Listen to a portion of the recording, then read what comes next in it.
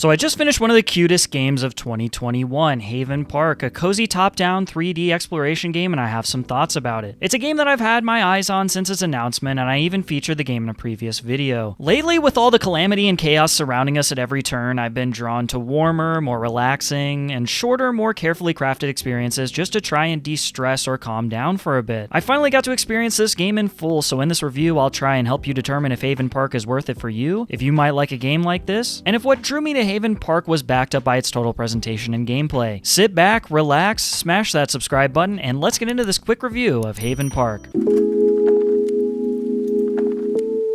The story of Haven Park begins with Flint speaking with their grandmother, who has been in charge of keeping up the parkland for most of her life. She explains to Flint that it is now Flint's job to fix up Haven Park and maintain the parkland for all its many visitors to enjoy. Most of the story takes place in short spurts, and outside the intro, I'll avoid any story spoilers in this review. While it may seem sparse, it is more than enough to have you take pride in your duty to keep up the parkland and make your grandma proud. The story is a fitting backdrop to facilitate the main draw, which is the gameplay. The last thing I'll say about the story is that you'll want to check out this game's ending. Without giving anything away, it was well written and perfectly executed. Gameplay-wise, as mentioned before, you're tasked with revitalizing the entire parkland. You'll have to locate various campsites, fix up light posts, signs, fences, and other areas while building up the campsites with places to rest, places to sleep, places to get food, which provides you with coins over time, as well as celebratory flair to really tie everything together. In order to complete this, you'll need to collect resources such as wood, metal, fabric, and money, which provide further incentive to explore all you can of Haven Park. As you build up each campsite, visitors will begin to emerge and take stake in their new spot. The dialogue is cute and quick, and some campers or visitors will provide side quests that you can do if you'd like. These NPCs can interact with what you build and seem to get noticeably happier as you fix more and more of the parkland. As you complete various tasks and fix up campsites, you'll earn skill points to trade for various upgrades such as finding resources easier, increasing your vision during the night, and one upgrade which greatly helps traversing the vast parkland. Speaking of vast parkland, we should talk about this game's world for a bit. Haven Park is an open world game. This may surprise people, and early on in your play session, the more limited field of view may trick you into believing Haven Park isn't vast, but it absolutely is. The parkland stretches far and wide, as well as vertically, which provides for a large number of campsites to discover and areas of diverse climate to explore. I had mentioned being able to get an upgrade to traverse the world easier. Well, you're going to want that early on, as it makes traveling and getting things done much easier. Although it's a mission from the start feels intentional. There's so much you can do in Haven Park. I'm sure this decision was to avoid the player becoming overwhelmed. You have total freedom in where you go, what you do, who you interact with, and in what order you do any of this in. Because the world was so beautiful, I just found myself fixing up only a bare minimum just to carve through all the nooks and crannies of this surprisingly dense parkland in the beginning. Even with all you can do, it never feels stressful though. This is a relaxing experience, not only from its chill and happy gameplay to its overall presentation, which brings us to a great pivot point to talk about the sheer beauty of Haven Park.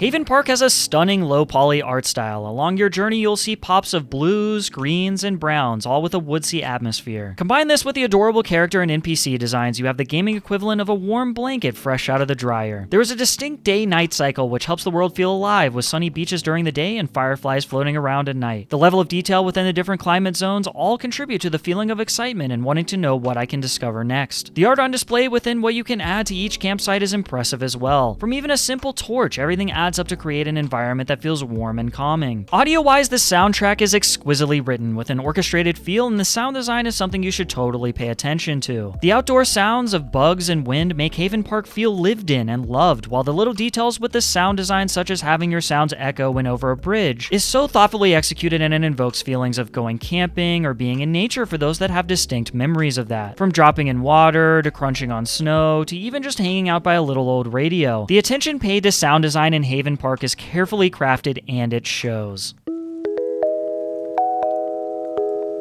In terms of accessibility, Haven Park gets a ton of things right and should be praised for doing so. For starters, as mentioned in my previous review, price and affordability is an accessibility issue, and that tends to be glossed over by those that are not disabled themselves. Haven Park is priced at $8.99 US, which is more than reasonable given all that is in this experience. Additionally, Haven Park contains several features in the settings that will please just about everybody. Visually, the game offers resolution scaling, frame rate capping per various resolutions, depth of field toggling, a pixel density scaler, and even an in-game FPS FPS counter. Audio-wise, the game has separate music and in-game volume sliders, which I love to see. So many games get this wrong, and without those individual sliders, those that have unique audio setups or those that are sensitive to certain sounds may not be able to play the game comfortably, so I'm very happy to see this inclusion. The game is also playable in many different languages, which is a nice touch as well. The only minor criticisms I have with accessibility are extremely minor and could easily be addressed via a patch. Haven Park has some of the best use of font I've seen in the games I've played this year. While I find it easy to read, it may be worth it to implement a way to scale the fonts larger or at the very least in bold to allow those with more limited sight and those who are playing on smaller screens such as the upcoming Steam Deck a better chance to read that sweet dialogue. But again, the font currently used is good already. The second thing is the resolution scaler goes down to just over 900p. In order to account for low-spec gamers, especially given the inflated PC parts market, I'd love to see resolutions below this added such as 720p. Any feature that will help those who cannot afford or even source PC parts will lead to even more people being able to play Haven Park, which is a win-win in my book. And with that, let's get into my final thoughts.